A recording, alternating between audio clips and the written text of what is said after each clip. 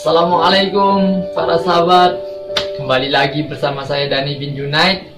Sebagaimana janji pada video sebelumnya, kali ini saya akan membahas tentang sejarah histori lagu kebangsaan Indonesia Raya. Saya akan berusaha untuk menguraikannya dari benang merahnya saja, tidak terlalu detail, supaya cepat diingatlah jalurnya. Karena sudah seyogyanya kita sebagai masyarakat Indonesia, terlebih lagi sebagai para musisi, biasanya lebih mengetahui dan lebih mendalami tentang sejarah musik rock and roll, punk, dan segala macam. Dan alangkah baiknya agar kita juga mengetahui tentang sejarah musik. Ini musik juga loh, tentang lagu kebangsaan Indonesia Raya. Sebelum saya membahas lebih lanjut, saya mohon izin kepada para sejarawan yang lebih paham tentang hal ini, untuk saya diberikan izin untuk membahas, menceritakan kepada teman-teman, sahabat, sejarah lagu kebangsaan Indonesia Raya ini mulai tercetus ingin diciptakan oleh W.G. Rudolf Supratman, yaitu tatkala beliau melihat sebuah majalah. Di sana ada terpampang sebuah seperti sayembara yang mengajak untuk para pemuda komposer yang ada di Indonesia untuk menciptakan lagu kebangsaan. Ya, ini mirip-mirip seperti festival lah kalau zaman sekarang, tapi waktu itu enggak pakai hadiah. Nah, oleh karena itu W.R. Supratman pun tergairah, terketuh hatinya untuk menciptakan lagu kebangsaan Indonesia Raya. Karena memang W.R. Supratman ini adalah seorang musisi seniman.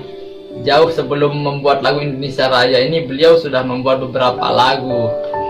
Nah, kita singkat saja. Lagu kebangsaan Indonesia Raya ini mulai diperdengarkan pada Kongres Pemuda II pada tanggal 28 Oktober 1928. Waktu itu Eyang W.R. Supratman ini hanya ditugaskan untuk meliput Kongres Pemuda ini yang kita kenal sebagai Sumpah Pemuda. Namun dalam hal itu beliau juga mempunyai itikat baik untuk memperdengarkan tentang lagunya Indonesia Raya ini. Kemudian dia membagikan selembar-selembar kertasnya yang berisi lirik tentang Indonesia Raya. Setelah beliau Eyang Supratman meminta izin, akhirnya diizinkan. Namun karena dalam liriknya itu memang mengandung begitu banyak semangat, sehingga tentang Indonesia yang akan menggelorakan semangat kita untuk berjuang, akhirnya diizinkannya memainkan menggunakan biola, tidak dengan vokal juga, karena takutnya nanti itu akan menjadi hal yang menyebabkan Kongres Pemuda itu dilarang dan dicekam oleh Belanda. Setelah izin ngerokok ya, setelah mulai dikumandangkannya secara publik lagu kebangsaan Indonesia Raya ini pada 28 Oktober yang 1928, yang pada awalnya akhirnya mulai menggema ke masyarakat lebih meluas lagi, dan hal itu menimbulkan kecemasan dari pihak Belanda.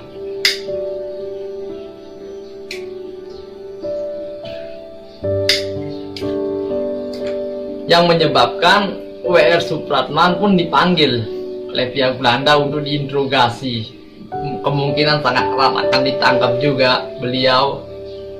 Nah, berita itu pun sampai kepada para tokoh-tokoh masyarakat, tokoh pemuda yang ada di Indonesia, tokoh agama, dan kepada ormas-ormas masyarakat, mengkritik tentang penangkapan hal tersebut dan menuntut supaya W.R. Supratman dibebaskan secara segera.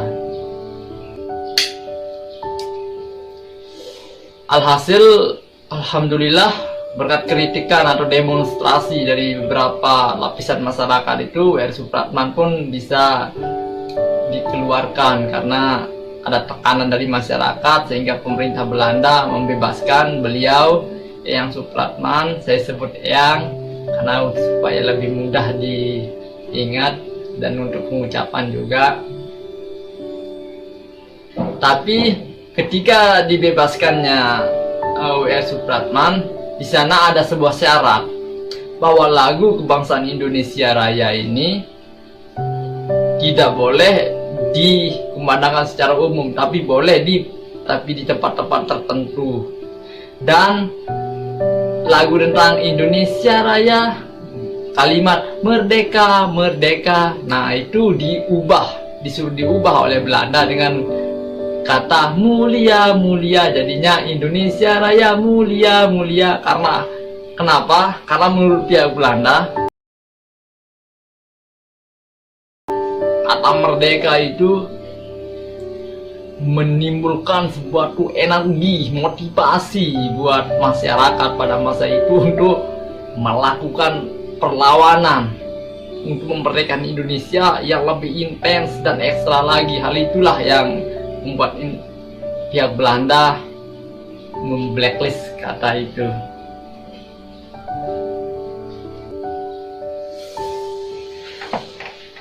Satu tahun sebelumnya, lagu ini memang sempat direkam oleh Eyang Supratman di piringan hitam.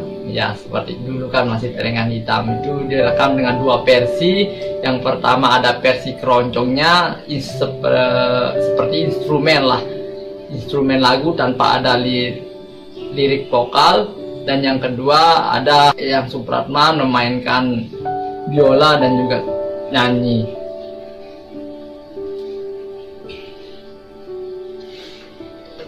Hari demi hari tentang lagu Indonesia Raya ini semakin hari semakin dicekam oleh pihak Belanda. Namun cekalan itu bukan lantas menjadi menyudutkan dan mempersempit gaung dari lagu ini. Malah sebaliknya, lagu Indonesia Raya ini menjadi semakin booming di kalangan lapisan masyarakat di Indonesia.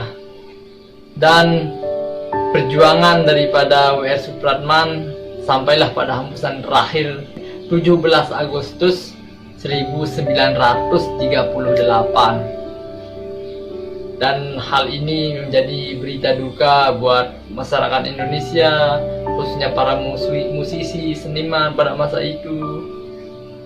Namun karya beliau tentang menciptakan lagu kebangsaan Indonesia Raya ini begitu kita hargai, begitu masuk ke dalam hati masyarakat Indonesia. Hal itu yang menyebabkan dilegalitasnya lagu Indonesia Raya sebagai lagu kebangsaan ditetapkannya saat Kongres Partai Nasional pada 30 Desember 1929. Kemudian diperkuat lagi oleh peraturan pemerintah nomor 44 tahun 1958 dan diperkuat lagi oleh Undang-Undang nomor 24 tahun 2009. Hal itu sebagai rasa terima kasih, sebagai rasa penghormatan dari masyarakat Indonesia kepada W.R. Supratman yang telah menciptakan sebuah lagu yang menjadi lagu kebangsaan Indonesia Raya. Demikian informasi saya tentang sharing-sharing dialog hari ini tentang sejarah singkat lagu kebangsaan Indonesia Raya. Saya membahasnya hanya singkat, hanya rangkuman, hanya dalam garis musik. Sebagai musik hanya mengambil benang merahnya saja. Kalau untuk informasi yang lebih dalamnya lagi bisa dicari di googling, bisa dicari di YouTube, baca-baca buku, tanyakan para sejarawan, guru, pak guru, ibu guru yang ada di sekolah yang untuk mengetahui yang lebih detailnya lagi. Semoga cerita tadi menjadi sebuah indikasi bahwa peran musisi, para seniman dalam memperjuangkan kemerdekaan Indonesia begitu sangat vital. Dan semoga para teman-teman, sahabat, para musisi seniman yang ada di Indonesia untuk bergairah lagi, untuk kita terpicu lagi semangat bahwa peran para teman-teman musisi, sahabat-sahabat di sana sangat penting untuk lebih membuat karya untuk Indonesia lebih sejahtera lagi. Dan sekian informasi dari saya, kurang lebihnya yang saya sampaikan di video ini mohon maaf. Tetap semangat berkarya dengan memaksimalkan apa yang kita punya, jangan menunggu apa yang belum kita punya. Sekian, mohon maaf. Wassalamualaikum.